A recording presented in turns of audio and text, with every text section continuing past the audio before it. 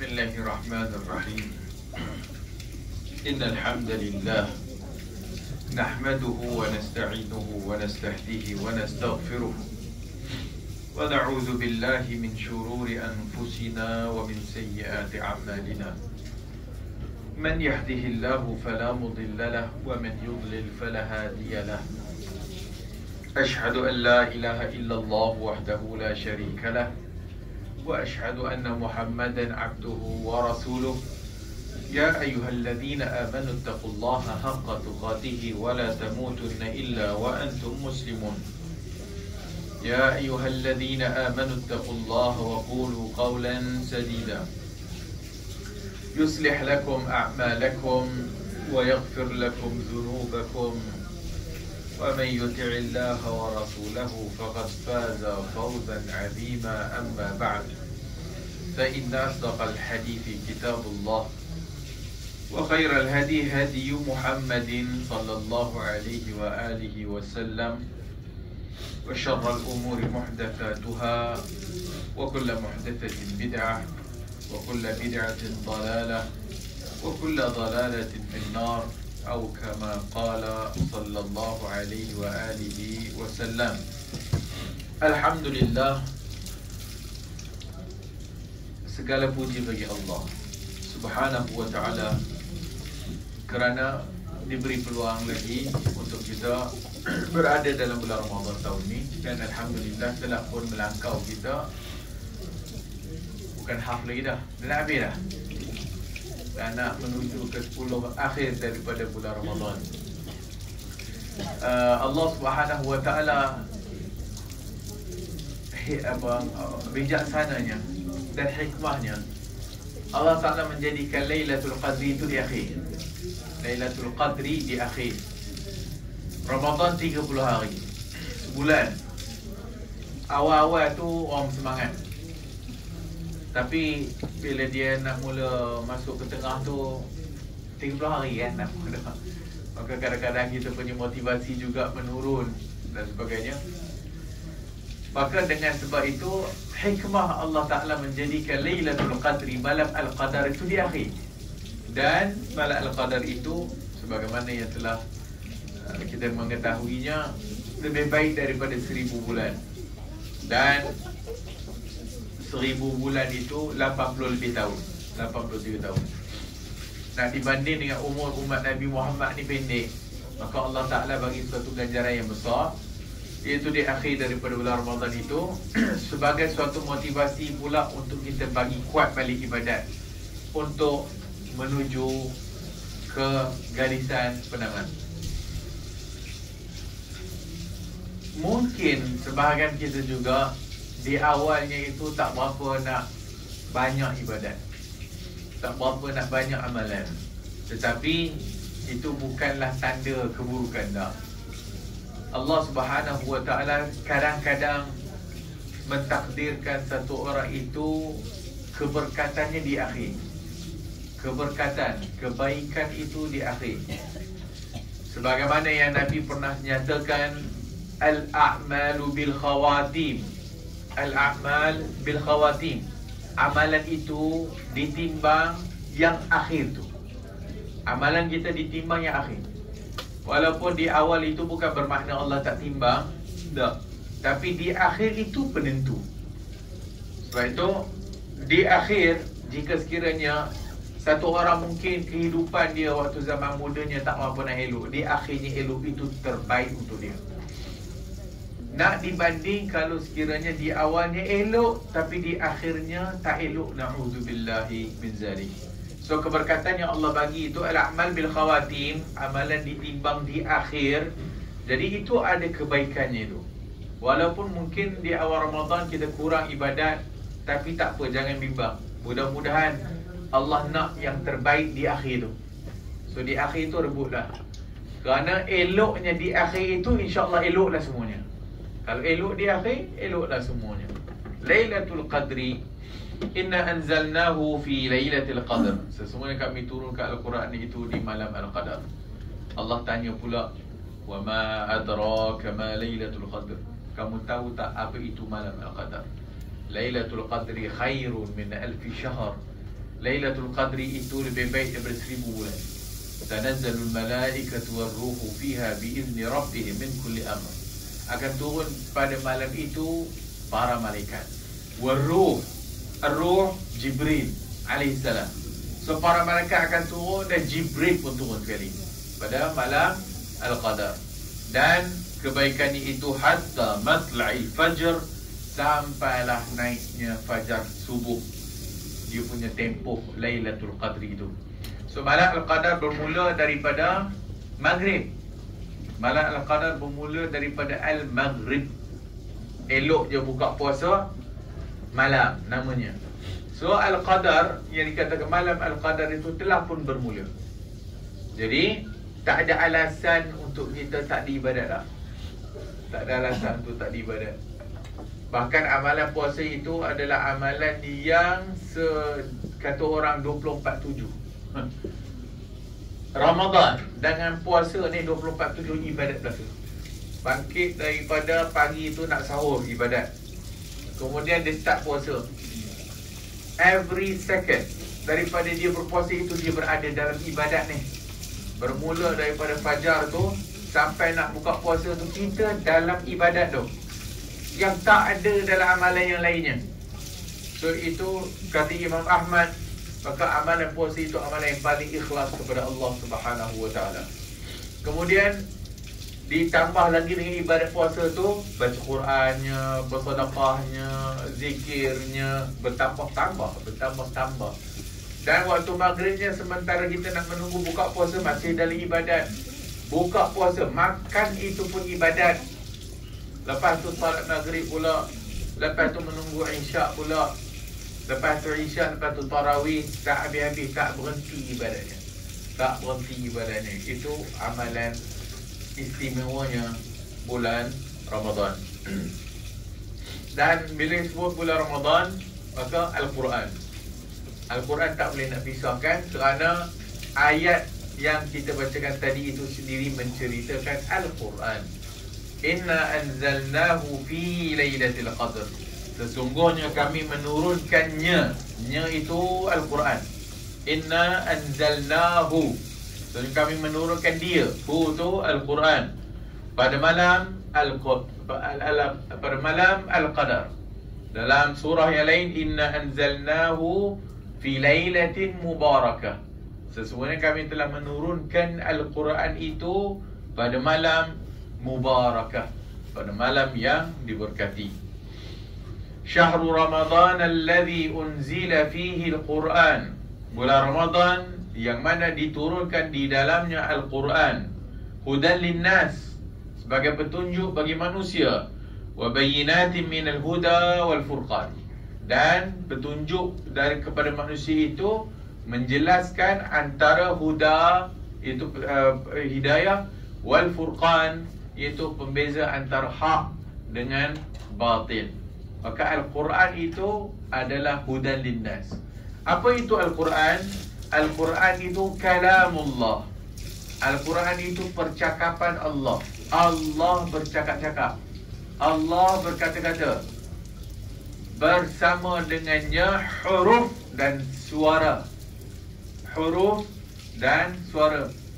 Tapi laisa kamitslihi syai'. Allah tak sama dengan sesuatu pun. Wa huwas samiul basir. Maka Al-Quran itu kalam Allah. Apa maksud kalam Allah? Allah bercakap. Daripada kita baca awal daripadanya Al-Fatihah itu sampai An-Nas itu, semua itu adalah cakap Tuhan kita. Cakap Allah Azza wa Jalla. Itu namanya Kitabullah ataupun Kalamullah. Di sisi ahli sunnah, maka itu kalam Allah. Macam mana caranya Allah bercakap dan sebagainya, itu jangan duk fikir sangat. Apa yang kita baca itu kalam Allah. Apa yang ada hafal, yang kita hafal, yang kita simpan dalam kita punya ingatan itu kalam Allah. Apa yang kita dengar imam duk baca itu kalam Allah. Apa yang kita sampaikan kepada orang, kita kata qala Allah. Allah berkata. Maka ini adalah kalam Allah. Maka yang kita baca itu kalam Allah. Kalam Allah yang merupakan hudan, petunjuk bagi manusia. Kemudian apabila kita sebut tentang nuzulul Quran, Al-Quran diturunkan. Apabila disebut Al-Quran diturunkan bila ayat yang telah kita bacakan, inna anzalnahu fi lailatul qadar. Sesungguhnya kami telah menurunkannya pada malam Al-Qadar. Itu malam yang penuh barakat tu. Al-Quran yang diturunkan pada malam Al-Qadar itu dari mana ke mana?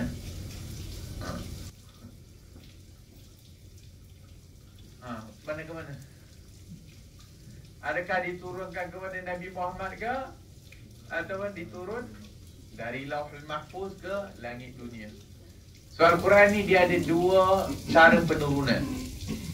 Pertama, penurunan secara sekaligus. Daripada yang semua yang kita baca Quran tu, baina dafatih tu, di antara dua kulit ke kulit tu, maka dia turun sekaligus, semua sekali. Daripada Lauhul Mahfuz ke langit dunia, Baitul Izzah, langit dunia, secara semua sekali. Walaupun di sana ada beberapa pandangan ulama tentang masalah itu, tapi yang rajih tentang masalah ini adalah turun sekaligus itu daripada Lauhul Mahfuz. Lauhul Mahfuz itu apa dia? Lauhul Mahfuz adalah tempat yang kalam tulis tu, pen.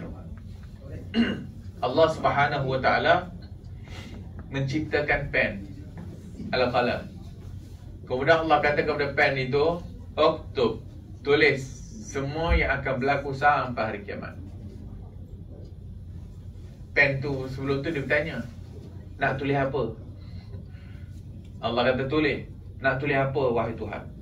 Maka dia kata, Allah kata, tulis semua yang akan berlaku sampai kiamat. Yang ditulis tu di mana? Lauhul Mahfuz. So daripada Lauhul Mahfuz tu semuanya dah ada kan. Telah pun ada maqadirul khalq, telah pun ada takdir semua makhluk, apa yang akan nak jadi semua dah ada dah tertulis dah di Lauhul Mahfuz. Maka daripada Lauhul Mahfuz itu diturunkan ke Baitul Izzah, langit dunia, secara sekaligus. Daripada Lauhul Mahfuz ke Baitul Izzah itu, langit dunia itu, maka berlakunya pada malam Al-Qadar. Inna anzalnahu fi lailatul qadar. Sesungguhnya kami telah menurunkannya, itu Al-Quran, pada malam Al-Qadar. Nuzulul Quran bila? Kalender kata 17 Ramadan. 17 Ramadan. So 17 Ramadan Lailatul Qadar. Maka sebab tu ada sebahagian pandangan ulama, Lailatul Qadar 17 Ramadan. 17 Ramadan. Tapi 17 Ramadan dari mana datangnya? Daripada pandangan Ibnu Ishaq. Al-Imam Ibnu Ishaq, Al-Imam Sirah wal Maghazi, Imam Sirah. Ibnu Ishaq menceritakan Al-Quran turun 17 Ramadan. Dalilnya diambil daripada ayat Al-Quran yang menceritakan tentang Perang Badar. Bila berlaku Perang Badar? 17 Ramadan. Bila berlaku Perang Badar, berlakunya 17 Ramadan. Maka Al-Quran kata tentang Perang Badar, Yaumal Furqan, Yaumal Taqal Jam'an. Yaumal Furqan, hari Al-Furqan. Yaumal Taqal Jam'an, hari di mana bertembungnya dua kumpulan, iaitu kumpulan Islam dengan kumpulan kafir lah, pada Perang Badar. Berlaku 17 Ramadan. Oleh kerana dia kata Yaumal Furqan. Yaumal Furqan ni apa maknanya? Hari pembeza. Kenapa hari pembeza? Kerana Perang Badar adalah hari di mana membezakan antara hak dan batil. Perang Badar, perang pertama sekali yang berlaku dalam Islam. Kerana asalnya bukan nak berperang pun. Orang Islam bukan nak berperang pun. Tapi orang Islam nak menahan kafilah dagang Abu Sufyan. Oleh kerana mereka ni pergi rampas barangan orang Islam, apabila orang Islam semua disuruh berhijrah daripada Mekah ke Madinah, maka mereka berhijrah selai sepinggang. Tinggallah semua harta benda mereka itu dekat Mekah. Maka si puak-puak kafir Quraisy pada waktu itu pergi rampas dan sebagainya sebagai nak pergi berdagang. Maka bertujuan asalnya untuk menahan kafilah dagang tu. Oleh kerana Abu Sufyan telah pun mendapat berita awal, maka dia pergi ikut laluan lain. Dalam masa yang sama, dia menghantar utusan ke Mekah untuk bagi tahu bahawasanya Muhammad and the gang nak pergi serang kafilah tu lah. Maka Abu Jahal menghimpun tentera. So Abu Jahal menghimpun tentera 1000 tentera. Maka nak keluar pergi ke Badar lah. Abu Sufyan berjaya tidak bertembung dengan orang Islam. Dapat berita kepada Abu Jahal bahawasanya kafilah dagang selamat. Tapi Abu Jahal oleh kerana dah bersemangatnya nak pergi perang dengan orang Muslim, orang Islam ni, maka dia teruskan juga. Maka dia keluar. Maka bertemulah dekat Badar. Yaum al-Furqan, hari pembeza antara hak dengan batil. Dan orang Islam pada ketika itu tak bersedia pun, tidak bawa kelengkapan perang pun. Nabi sendiri sangat bimbang, takut-takut kalah, sebab tak ada kelengkapan perang. Maka Nabi berdoa pada malam hari itu bersendirian, angkat tangan tingginya ke langit. Nabi doa, jika sekiranya Allah tidak tolong, maka tidak ada lagi orang yang akan menyembah Allah di atas muka bumi. Maka menang Islam pada itu. Maka Yaum al-Furqan, Yaum al-Taqal Jama'an. Kata Ibn Ishaq, hari Al-Furqan itulah hari Al-Quran. Al-Furqan kan nama Quran. Al-Furqan salah satu nama Al-Quran. Maka datanglah tarikh 17 Ramadan. Okey. Itu pandangan Ibn Ishaq. Dari sudut ketepatan tak tepatlah. Dari sudut ketepatan tidak tepat. Maka yang tepatnya Allah dah cerita, inna anzalnahu fi lailatul qadar. Kami turunkan Al-Quran itu pada malam Al-Qadar. So malam Al-Qadar ni pula bila? Dah kita tahu juga. Kerana Nabi kata, taharrau lailatul qadri fil ashril awakhir min Ramadan. Carilah Lailatul Qadri pada 10 malam yang akhir. Nabi pernah berjumpa dengan Lailatul Qadri. Dan ketika mana Nabi keluar nak bagi tahu para sahabat, tiba-tiba ada 2 orang sedang bergaduh. Maka Nabi dilupakan. Terus Nabi tak ingat bila Lailatul Qadar. Maka Nabi hanya bagi tahulah, cari 10 malam yang akhir. Itu je. Datang lagi hadis yang lebih spesifik, carilah 10 malam yang akhir witir, malam ganjil. Cari 10 daripada malam ganjil di akhirlah. Datang lagi riwayat, ada kata 23, ada kata 25, ada kata 27. Banyak riwayat kata 27. Banyak riwayat kata 27 Ramadan. Maka bila kata 27 Ramadan, sebab tu banyak masjid mendirikan malam 27 dengan begitu hebat sekali. Tak tidur malam. Daripada Isyak, daripada Maghrib Isyak sampai subuh program. Sebab banyak dalil kata 27. Tapi masalahnya 27 itu pun tak ada siapa boleh confirm. Para sahabat sebagainya bermimpi menyatakan bahawasanya Lailatul Qadar 7 malam akhir.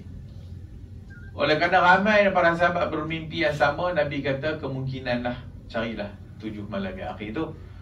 Tinggal lagi Ramadan, kita tak tahu 30 ke 29. Berdasarkan bulan lah tak? Tengoklah nak bulan. Boleh jadi kita puasa 30 hari. Boleh jadi kita puasa 29 hari. Maka kata para ulama, kalau kita puasa 30 hari, boleh jadi malam Al-Qadar jatuh malam ganjil. Malam genap. Kalau kita puasa 29, maka Al-Qadar boleh jatuh malam ganjil lah. Oleh kerana dah begitu keadaannya, setiap malam lah Al-Qadar kita. Setiap malam lah Al-Qadar. Jangan pilih tarikh tertentu. Jangan. Setiap malam anggaplah setiap malam itu malam Al-Qadar. Dan jangan dengar cakap siapa-siapa pun. I rasa malam ni tak terlampau sejuk, tak terlampau panas. Yang paling hebat sekali esok pagi tak? Matahari hari ni macam tak berapa terang. Malam tadi kita tidur belaka. Tak ada faedah lah. Itu tak penting lah. Yang penting setiap malam itu anggaplah Lailatul Qadar dah. Sebab tu para sahabat bila ditanya bila Lailatul Qadar, Ibnu Umar berkata, siapa yang mendirikan sepanjang malam dan setiap hari dia mendirikan, maksudnya dengan salat dan ibadat, confirm dapat. Confirm dapat. So kalau nak, setiap malam lah kita berusaha untuk Lailatul Qadar. Kadang-kadang bila kita dengar cakap orang, kita jadi down. Kita kata, oh malam tadi lah saya rasa dah, kita rasa macam alamak. No, tak ada ala-ala. Setiap malam adalah Lailatul Qadri. Dan kata Aisyah radhiyallahu anha kepada Nabi, tanya Aisyah kepada Nabi, apa aku nak baca kalau aku tahu malam tu malam Al-Qadar? Allahumma innaka afu tuhibbul afwa fa'fu anni. Habis. Allahumma innaka afu tuhibbul afwa fa'fu anni. Doa boleh, zikir boleh, baca Quran boleh, solat boleh, nak sedekah boleh, apa-apa saja amalan saleh, maka semuanya insya-Allah diterima dan pahalanya berlipat kali ganda. Istimewa malam Al-Qadar itu, malaikat semua turun. Turunnya para malaikat dan Jibril AS. Dan disebut dalam riwayat, banyaknya jumlah malaikat di bumi pada malam Al-Qadar sebanyak butiran pasir di bumi. Sebanyak mana bumi kita ni butiran pasir itu, sebanyak itulah malaikat ada. Maksudnya keberkatan yang begitu banyak dan keberkatan yang begitu infinity. Tak ada tolok bandingnya. Maka itulah malam Al-Qadar, malam yang Allah kata inna anzalnahu fi lailati al-qadr. Di sana ada satu riwayat. Riwayat ini sebagai ulama mendhaifkannya, sebagai ulama menghasankannya. Diriwayatkan oleh dalam riwayat Ahmad Al-Baihaqi dan juga At-Tabrani daripada Wasilah ibn Al-Asqa. Wasilah ibn Al-Asqa radhiyallahu anhu, kata dia, anna Rasulullah sallallahu alaihi wa alihi wasallam qala, Rasulullah bersabda, unzilat suhuf Ibrahim. Suhuf Ibrahim itu diturunkan pada malam pertama Ramadan. Suhuf Ibrahim, kita ada suhuf Ibrahim kan. Suhuf Ibrahim itu turun bila? Turunnya pada malam pertama Ramadan. Suhuf Ibrahim. Kemudian wa unzilatit Taurat. Taurat diturunkan li sittin madin min Ramadan. Taurat diturunkan pada 6 Ramadan. Taurat diturunkan 6 Ramadan. Wal Injil li 13 khalat min Ramadan. Dan Injil turun pada 13 Ramadan. Injil turun 13 Ramadan. Wa nazala wa unzila al-Furqan. Dan Al-Furqan, Al-Quran diturunkan li 24 min Ramadan. Khalat min Ramadan. Al-Quran diturunkan 24 Ramadan. Al-Quran diturunkan 24 Ramadan. Dalam riwayat Wasilah ibn Al-Asqa. Okey. Apa kita dapat daripada hadis tu? Kalau kita ambil hukum ulama yang menghasankan hadis itu, semua kitab-kitab Allah turun dalam Ramadan. Semua kitab-kitab Allah yang wajib kita tahu tu turunnya dalam bulan Ramadan. So, Suhuf Ibrahimnya, Injil, Taurat dan Al-Quran 24 Ramadan. So 24 Ramadan disebut dalam riwayat ni. Jadi bertepatan dengan inna anzalnahu fi lailatul qadr, kami turunkan Al-Quran itu pada malam Al-Qadar. Al-Qadar 10 malam yang akhir. So 24 Ramadan itu masuk dalam 10 malam yang akhir. Okey. So Al-Quran diturunkan di malam Lailatul Qadar itulah. Daripada Lauhul Mahfuz ke Baitul Izzah, langit dunia. Berikutnya. Cara penurunan yang kedua pula, peringkat yang kedua, daripada langit dunia kepada Nabi kita Muhammad sallallahu alaihi wasallam. So daripada langit dunia tadi tu, yang dah turun sekali, semua sekali tu ada dekat langit dunia. Daripada langit dunia turun kepada Nabi Muhammad melalui perantaraan Jibril alaihissalam. Dan semua ayat Quran turun dengan cara Jibril. Semua ayat Quran turun dengan perantaraan Jibril alaihissalam. Jadi turunnya secara munajjaman, turun secara berperingkat-peringkat. Daripada langit dunia kepada Nabi kita tu berperingkat-peringkat selama 23 tahun lah.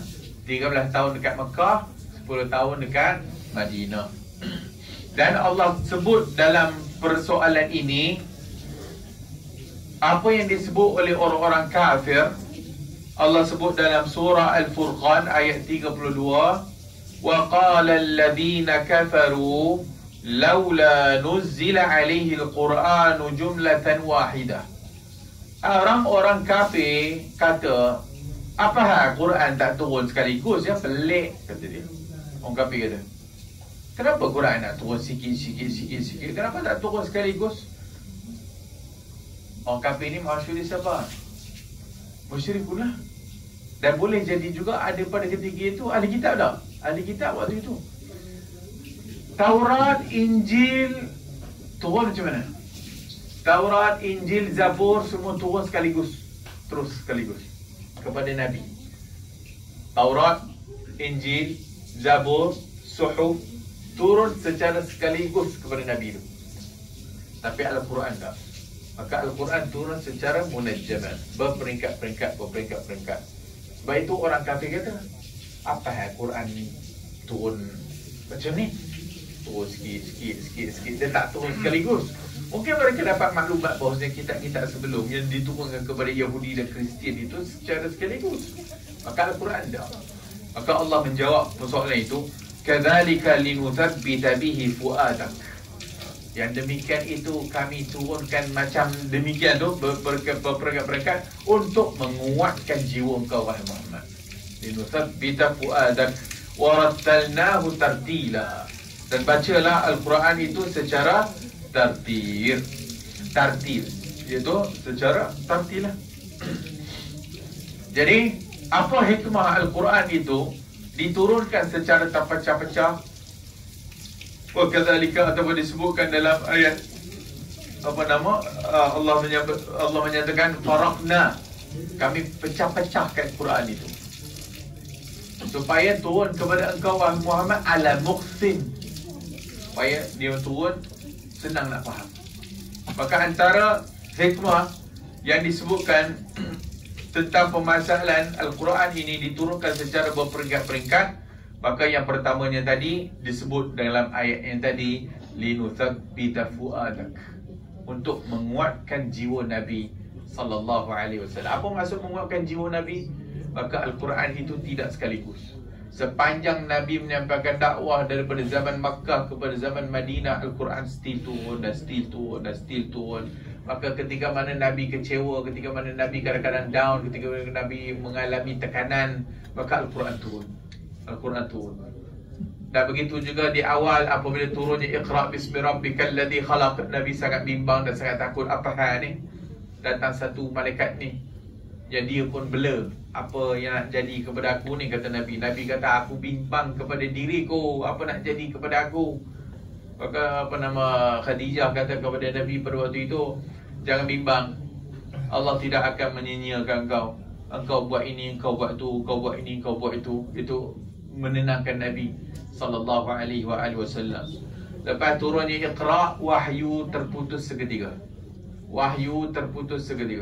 Yang tadi tu bimbang dan takut jugalah, sampai suruh zammiluni, selimutkan aku. Tapi bila dah terputus pula, rasa rindu pula. Mana dah tak turun dah ni.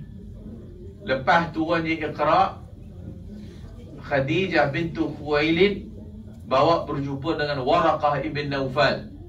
Waraqah ibn Naufal kata, yang turun kepada engkau itu namus Jibril alaihissalam, yang pernah turun kepada nabi-nabi sebelum engkau untuk menurunkan wahyu. Maka Nabi dapat maklumat ianya Jibril. Datang wahyu daripada Tuhan. Maka apabila terputusnya wahyu lepas Iqra, Nabi mula rasa tertanya-tanya, adakah Allah dah tak sayang aku? Tadi duk bimbang jugalah kan, apa Allah nak buat kat aku? Lepas dah wahyu putus pula, apa hal tak turun-turun dah? Sehingga puak-puak orang kafir, ada satu perempuan gila, dia kata, tengoklah, mana ada setan kau tak turun kepada kau dah? Mana setan kau dah turun buat wahyu juga? Dia kata. Itu yang dalam surah Wadduha tu. Wadduha wal-laili idza saja ma wadda'aka rabbuka wa ma qala. Allah tidak pernah meninggalkan kamu. Ma wadda'aka rabbuka wa ma qala. Maka bila turun ya ayyuhal muddathir, lepas turunnya ya ayyuhal muddathir, maka lepas tu wahyu turun dan turun dan turun dan turun dan turun dan turun. Maka dengan demikian mengukuhkan jiwa Nabi sallallahu alaihi wasallam. Yang kedua, antara hikmah Al-Quran turun berperingkat-peringkat untuk memudahkan hafalan dan pemahaman. Kerana ini di peringkat awal, maka Al-Quran turun sikit-sikit. Dan ketika mana Quran turun, tu pun Nabi duk bimbang, takut-takut terlepas. Maka bila Jibril baca, Nabi pun nak baca terus, kan? Sehingga turun Al-Quran, ayat Allah kata nanti dulu, jangan bimbang, kami akan inna jam'ahu wa qur'ana, kami akan himpunkannya di dalam jiwa engkau wahai Muhammad. Sabar, dengar Jibril baca dulu, jangan duk kalut. Sebab Jibril baca, Nabi dah ikut supaya takut-takut terlepas. Maka Allah bagi peringatan pula, jangan bimbang, nanti kami akan himpunkan Quran tu dalam diri engkau. Maka ini menguatkan jiwa Nabi ni. Maka Nabi apabila turunnya munajjaman, maka dia memudahkan Nabi hafal dan memudahkan pemahaman. Dan berikutnya, apabila turun ayat Al-Quran, Nabi terus sampaikan kepada para sahabat tak? Nabi terus sampaikan kepada para sahabat. Maka para sahabat ketika itu dengar hafal terus. Dah faham. Hafal dah faham. Turun lagi ayat berikutnya, dengar dah faham. Dengar faham. Hafal. Itu di peringkat awal daripada Al-Quran. So, kenapa dia turun munajjaman? Allah dengan hikmahnya nak supaya Nabi dan juga umat Islam yang di awal itu senang hafal, senang faham Al-Quran. Kemudian yang ketiganya, musayyaratul hawadith. Kenapa Al-Quran itu hikmahnya turun berperingkat-peringkat? Maka dia turun berperingkat-peringkat berdasarkan peristiwa yang jadi, berdasarkan peristiwa yang berlaku. Maka peristiwa yang berlaku sepanjang 23 tahun as a prophet, Nabi sampaikan dakwah tu, maka Al-Quran turun bersempena ni. Al-Quran turun bersempena ini. Yas'alunaka 'anil mahid. Orang bertanya kepada Nabi Muhammad tentang darah haid. Yas'alunaka 'anil ruh. Orang tanya tentang ruh, maka turun ayat tentang ruh.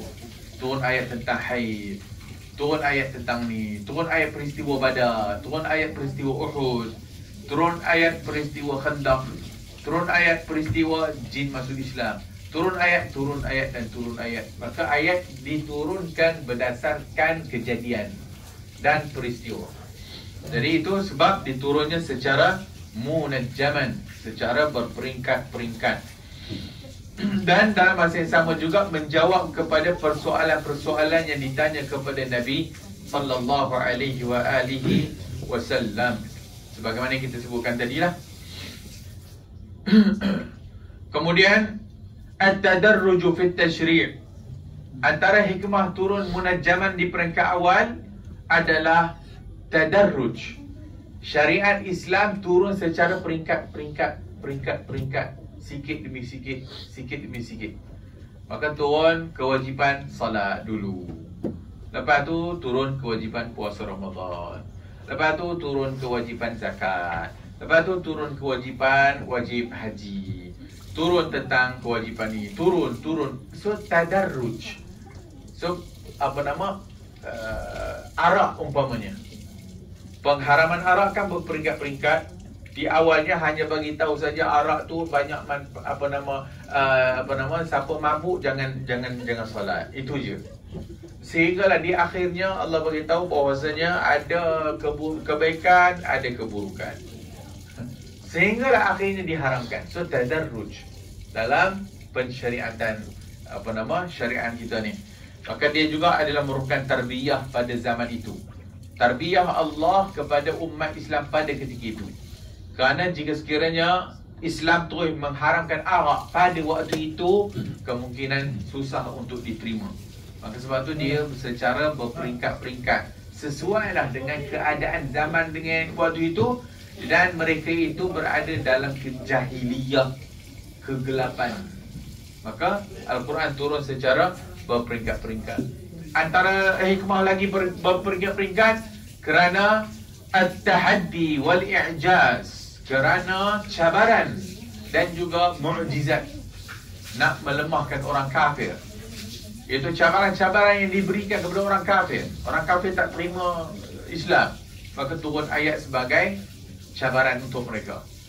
Turun ayat, jika sekiranya kau tak percaya Al-Quran ini, maka bawalah satu surah yang seumpama dengan bawa satu yang seumpama dengan Quran.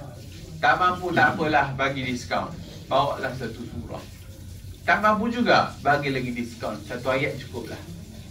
Pun tak boleh. Pakar bahasa, Dewan Bahasa waktu tu pun tak boleh nak bawa keluar satu ayat yang menyerupai ayat Al-Quran. Maka hak ni sebagai i'jaz. I'jaz maksudnya melemahkan kepada musuh, dan juga sebagai suatu cabaran kepada orang-orang kafir pada waktu itu. So hak ni tentang cara penurunan Al-Quran diturunkan kepada Nabi kita Muhammad sallallahu alaihi wasallam. Dan perlu juga kita mengetahui bahawasanya wahyu turun kepada Nabi sallallahu alaihi wasallam itu berat sekali. Wahyu turun kepada Nabi berat, dalam keadaan berat, dan macam-macam cara penurunan wahyu. Antaranya seperti dengar bunyi loceng, kan? Nabi dapat wahyu macam mendengar bunyi jaras, bunyi loceng. Dan kadang-kadang seperti bunyi lebah, bunyi macam tu lah. Tapi diceritakan bunyi macam tu. Betul exact macam mana bunyi aku tak tahulah. Cuma dia bagi tahu bunyi loceng, bunyi macam dewi, bunyi lebah tadi tu. Dan apabila wahyu turun kepada Nabi sallallahu alaihi wasallam, badan Nabi jadi berat. Badan Nabi jadi berat. Kaki Nabi kadang tertindih atas kaki sahabat, tiba-tiba jadi berat. Sahabat rasa macam ada menekan. So wahyu sedang turun. Ketika mana Nabi naik atas untanya terduduk. Kemudian apabila turunnya wahyu kepada Nabi sallallahu alaihi wasallam, maka Nabi akan berpeluh. Berpeluhnya walaupun malam itu malam yang sangat dingin, sangat sejuk, tapi Nabi akan berpeluh. So itu menunjukkan bahawasanya wahyu yang turun kepada Nabi SAW itu adalah berat sekali. Apatah lagi Al-Quran yang turunnya itu adalah dengan direct perantaraan Jibril alaihi salam. Maka itu sudah tentulah lebih berat untuk Nabi sallallahu alaihi wasallam. Jadi apa yang penting kepada nuzulul Quran kepada kita? Yang penting kita kenal Al-Quran itu sendiri.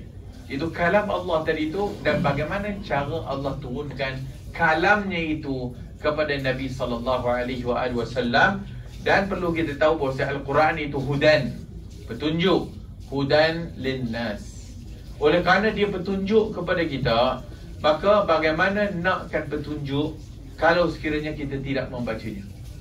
Bagaimana nakkan ianya sebagai petunjuk kalau tidak baca? Kita beli suatu alat baru, alat elektronik yang baru, tak pernah pakai dishwasher, dia pun beli dishwasher. Dapat dia punya manual tu, dia pergi campak. Dah, betul? Tak tahu nak buka macam mana. Tak tahu nak apa ni fungsi apa, ni apa fungsi dia, ni punat untuk apa, ini button untuk apa, macam mana nak cucinya, sebab tak baca manual. Maka begitu juga Al-Quran. Allah turun dah, semua ada dalam Quran, tapi kita tak baca. Dan bila kita tidak baca, mulalah teraba-raba. Sedangkan dah ada dah, ini punatnya, hak ni caranya, hak ni apa perlu dibuat, ni nak buat apa, semuanya telah ada dalam Al-Quran. Tinggal lagi umat Islam tak nak membacanya. Membaca satu hal, bukan baca walaupun tak faham, dapat juga pahala dah. Tapi lepas daripada itu mesti dipahamilah. Bau baca tak apalah, tapi bila dah lama asyik baca, cuba baca pula terjemahan dia, supaya kita faham isi kandungan Al-Quran itu apa dia. Dan paling kurang kita tahu, walaupun mungkin kita tak hafal pun ayatnya, tapi kita tahu ada dalam Al-Quran. Dan kalau kita search pun boleh jumpa dalam Al-Quran. Jangan jadi macam sebahagian orang Islam, apabila tanya ayat ni tak ada dalam Al-Quran, sedangkan ada dalam Al-Quran. So hal ni yang orang yang seumpama ada manual tadi tapi tidak diguna dan tidak dibaca, maka dicampaknya manual itu. Maka bagaimana untuk menunjukkan caranya, dan bagaimana untuk menunjukkan kita kepada jalan yang sepatutnya. Al-Quran mesti dibaca. Para salaf banyak membacanya di waktu malam. Kenapa? Kerana waktu malam itu lebih tenang, dan waktu malam itu lebih senang faham, dan waktu malam itu tiada gangguan. Nak dibanding dengan membaca waktu siang, maka mereka menjadikan Al-Quran itu bacaannya seumpama membaca surat cinta daripada kekasih. Maka kita kalau zaman dulu kala lah, nak baca tu biar tak ada orang dulu. Nak baca pun waktu malam, bagi fokus. Maka para salaf banyak membaca waktu malam, kerana malam itu lebih tenang, dan apabila tenang, lebih dekat kepada tadabbur, lebih dekat kepada kita nak meneliti isi kandungan Al-Quran. Bagi mereka yang susah nak baca Al-Quran, jangan putus asa, pahalanya juga ada. Al-mahiru bil-Quran ma'as safaratil kiramil barara. Orang yang mahir membaca Al-Quran akan dibangkitkan bersama safaratil kiramil barara, akan dibangkitkan bersama para malaikat. Orang yang mahir baca Al-Quran. Wallazina yaqra'una al-Quran wa yatata'ta'u fihi. Dan orang yang membaca Al-Quran tapi tergagap-gagap, yatata'ta'. Wa 'alaihi syaq, tergagap-gagap dan susah nak membacanya. Falahu ajran, baginya 2 pahala. Baginya 2 pahala. Tadi yang mahir lah, mahir ni kira hebat lah, so bangkit dengan para malaikat. Tapi yang membacanya dalam keadaan susah, syaq, dan wa yatata'ta', tergagap-gagap baca Al-Quran, jangan putus asa, anda mendapat 2 pahala. Iaitu pahala nak baca tu, pahala nak baca, pahala baca tu, dan pahala kesusahan nak baca tu, Allah bagi juga pahala. So belajarlah Al-Quran. Orang yang terbaik adalah orang yang belajar Al-Quran dan wa'allamah, dan mengajarkan Al-Quran. So Al-Quran adalah panduan kita. Dalam tempoh kita Ramadan ini, perlunya ada tertib dan juga takhtib, plan. Kalau kita melalui Ramadan tak ada plan, maka kita punya Ramadan lost. Sebab tu jadikan Al-Quran adalah plannya khatam sekali Quran. Khatam 1 hari 1 juzuk. Okey lah, tak apalah, susah. 1 hari mesti baca. 1 hari mesti baca.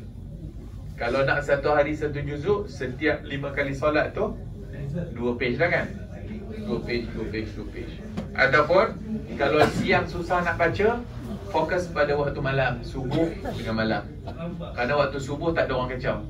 Waktu tengah hari, Zuhur dengan Asar, sehari nak meeting, sehari nak ambil gambar raya. So lepas Zuhur terlepas 2 page. Nanti Asar pula dah jadi 4. Penat. Nantilah maghrib sehari nak buka puasa dah jadi 6 page. Sudahnya masuk hari kedua lagi banyak tinggal dah. Okeylah, tak apalah. Kalau tak boleh satu hari satu juzuk pun 1 page jadilah. 1 page. Yang penting baca. Yang penting ada kemajuan. Kalau tak boleh nak khatam pun tak apalah. Yang penting baca. Walaupun para ulama kata eloknya khatam lah, tapi bukanlah mesti khatam. Bukan mesti khatam. Maksudnya siapa tak khatam dah galat pula Ramadan kali ni. Dah, yang penting bacalah setiap hari. Itu saja. Bacalah setiap hari Al-Quran. Dan kalau dia baca sikit pun, tapi lepas daripada tu baca pula apa maknanya, lagi baguslah. Daripada banyak pulun fahamnya dah. Biar sikit-sikit. Para sahabat cara mereka belajar Al-Quran, cara hafal Quran 5 ayat demi 5 ayat. Dan 5 ayat itu mereka tidak akan langkau pada ayat berikutnya, melainkan mereka faham 5 ni dulu.